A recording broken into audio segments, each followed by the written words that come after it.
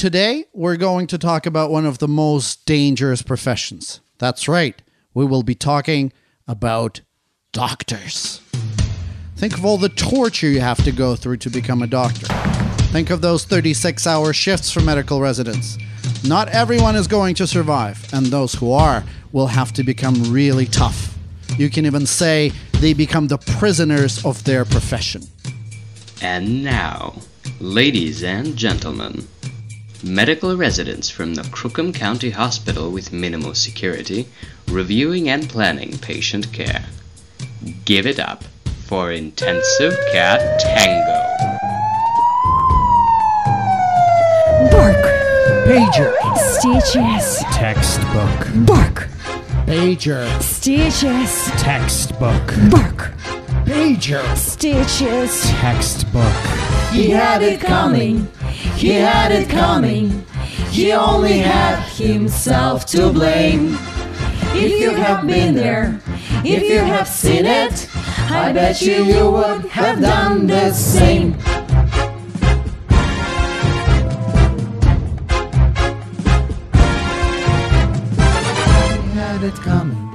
His name was Bernie. 63-year-old male, heavy smoker with a history of chronic obstructive pulmonary disease. He was coughing all the time. No, not coughing, barking. So I come into his room after a 36-hour shift, and there he is, coughing again. No, not coughing, barking. So I said to him, Bernie, you bark one more time. And he did. So I gave him 2 warning shots of penicillin right into his head. He had it coming. He had it coming. He only had himself to blame. If you have seen him, if you have heard it, your course of treatment will be the same.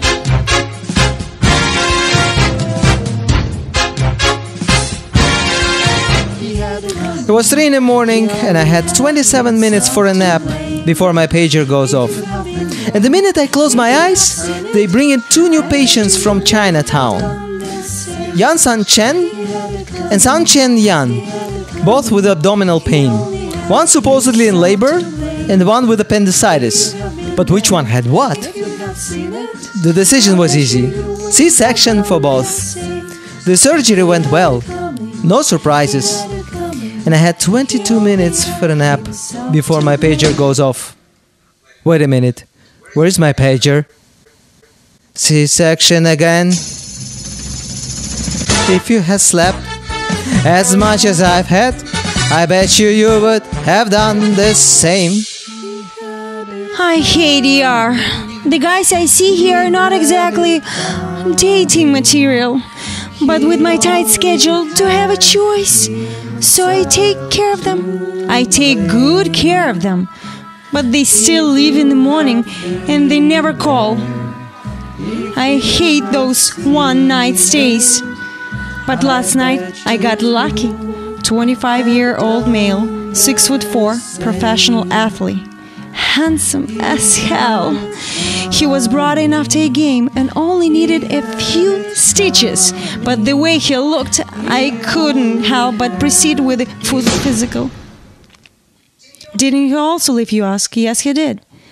But the way I put in those stitches, I know this guy will call back. He will be calling. He will be calling. And maybe coming back again. If you are a woman and felt so lonely, I bet your stitches will be the same.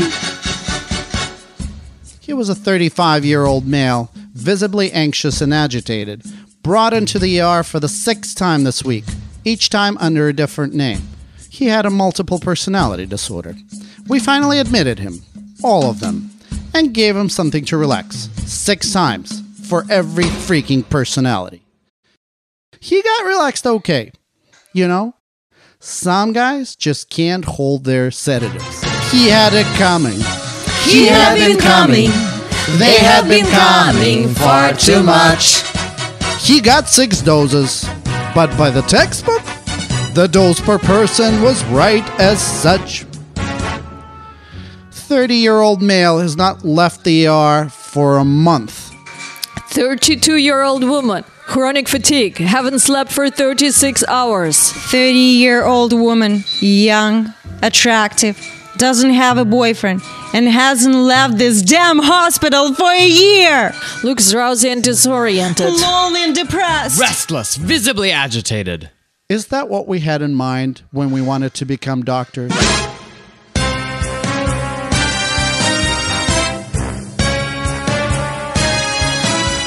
We should have known. We had it coming. We had it coming, and it came. If you still want to become a doctor, you must be clinically insane. Bark. Pager. Stitches. Textbook. Bark. Pager. Stitches. Textbook. Bark. Stitches. Textbook. Stitches. Textbook.